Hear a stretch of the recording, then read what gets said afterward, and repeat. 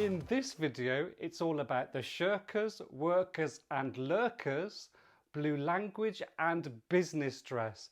Yes, it's time to look into the world of virtual classroom, charters and learner agreements.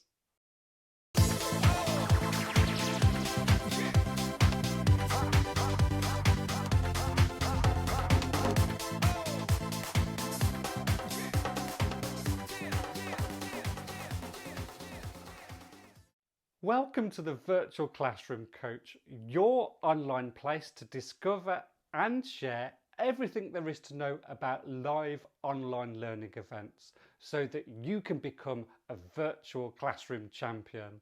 Now be sure to press that subscribe button and please give me a thumbs up if you like this video. So Netiquette is a thing and the concept is fairly self-explanatory. Quite simply, it's the application of etiquette on the net. And just as in real life, people online want to feel respected and listened to. They want to feel safe in the online community and be able to express themselves without fear. Think of social networks out there and how it's become the norm to throw poisonous comments at anyone, and most usually things you would never say face to face. And arguably social media usage has normalised a culture where manners, respect and a general sense of humility are just not required, and where at its worst bullying or cyberbullying is the norm. And if you think that cyberbullying is only something that young children experience, think again. Here's some research from CyberSmile Research. So 29.6% of respondents aged 25 to 34 had seen homophobic abuse online. 31.5% aged 18 to 24 had seen religious-based bullying online. And 40.6% of 18 to 24s had seen racist abuse online.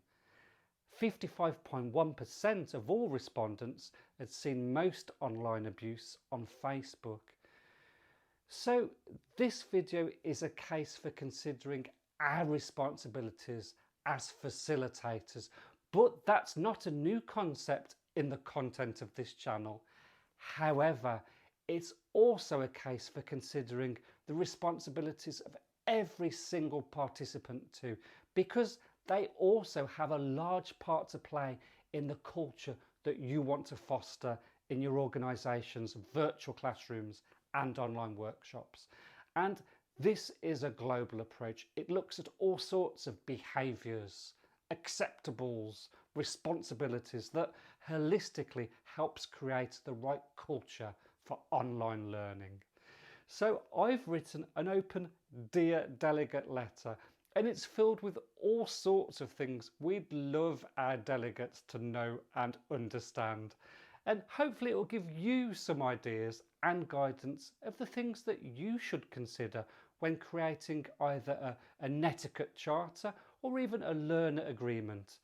And stick around because later on in the video I've got a little gift or two to share with you too. Okay, let's Dear Delegates. Number 1. Don't be an idiot. It's so easy to be misinterpreted on a virtual classroom. For example, sarcasm, it just does not land well online. As is not respecting other people's opinions too. So please don't try to take away their airtime. Give your fellow participants a chance to express themselves. And when it's your turn, do it with humility and respect for everyone else's immediate feelings. The camera lens magnifies everything, and why would you want to come across as that person? Number 2, are you a worker, lurker or a shirker? So how do you want to come across on the virtual classroom? As a worker? In other words, someone who participates vocally. They get stuck into the tasks.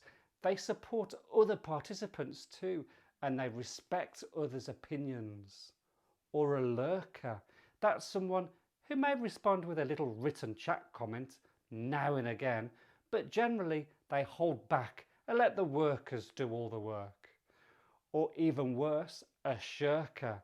In other words, that's someone that's only there in digital name only. In fact, you could be off making a cup of tea or sat there on your phone because you're certainly not participating at all.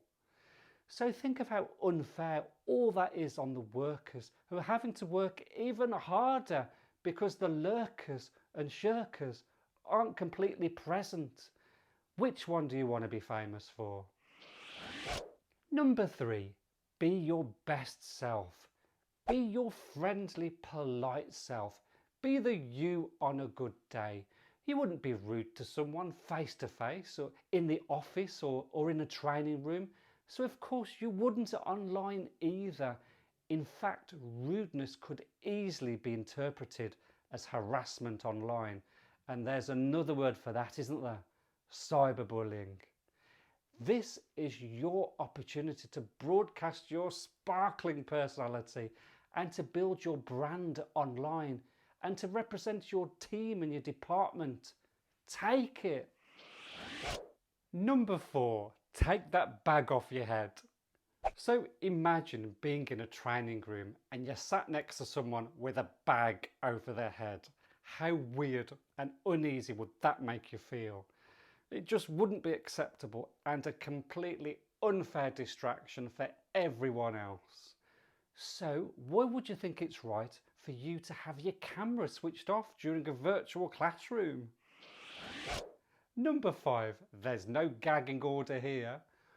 Also, to completely have your microphone turned off or to be silent when directly asked a question is plain rude.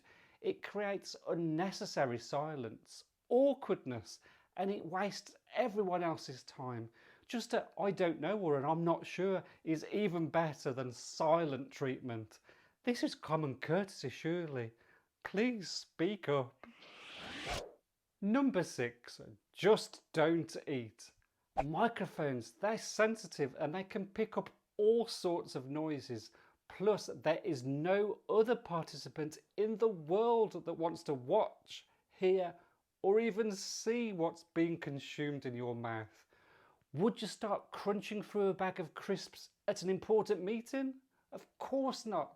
Trust me, it's even worse on camera. Get shirty. You know we have a dress code at work and you know you'd never question it at a board meeting or any other important meeting or maybe an interaction with a customer. So why would you think it didn't matter at a virtual classroom?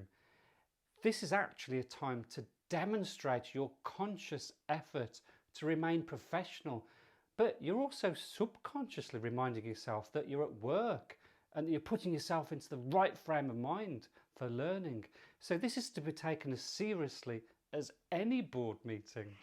Number 7, be timely. It's become an acceptable norm for some participants to turn up late at the training room. You know, it may not be your usual destination or maybe you've had to use dodgy public transport or you've just got lost on an unknown route. And these are all valid reasons, but completely redundant online. There's really no reason to be late. So please don't be on time, be early. We have a waiting room for you to chill in and to prepare yourself for the learning ahead. And once we start, we don't have lots of time, so let's not waste it waiting for people. In fact, some organisations even have a cut-off point whereby latecomers are simply not admitted.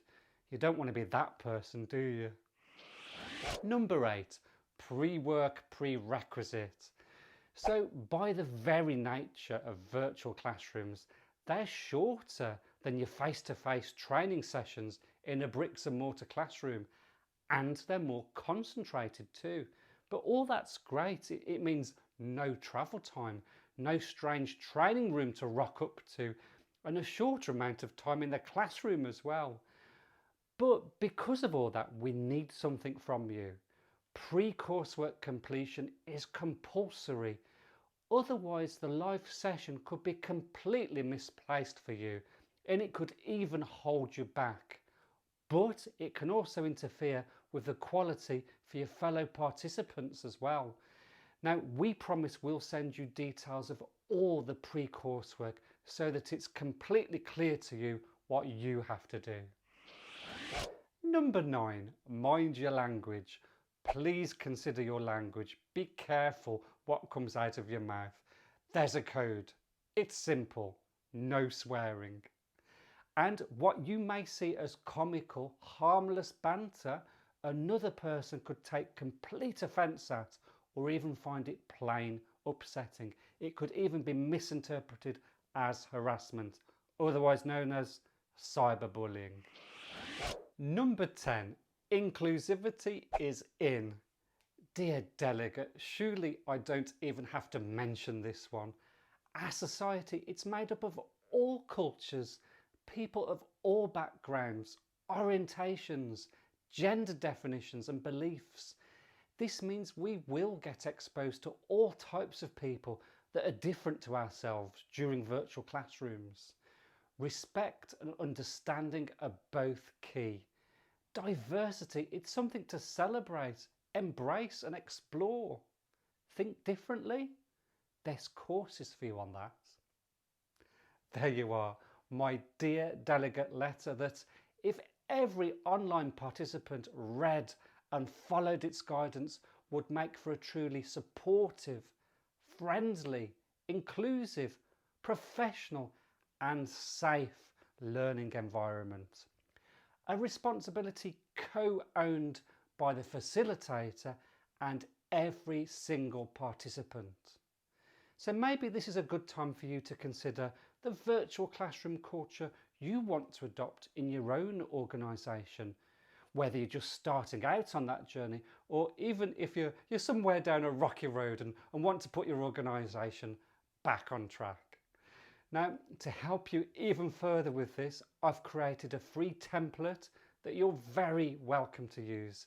It's a Netiquette charter, and it's a document which could be sent out to every virtual classroom delegate prior to attending online. And it's a light touch approach, yet the contents are based on everything I've discussed. However, it's also completely editable so that you can make it your organisation's own. And there's also a second free template for you as well, which is a learner's agreement, whereby you can actually contract your learners into this agreement in a much more formal approach. And again, it's fully downloadable and completely editable so you can make it your organisation's own. So please do look in the comments section below, and that's where you'll find the links to the 2 templates, as well as some other useful resources as well. Enjoy! Remember, if you've liked this video, please press that subscribe, like and bell buttons, as it really supports my channel. But until then, as always, thank you so much for watching.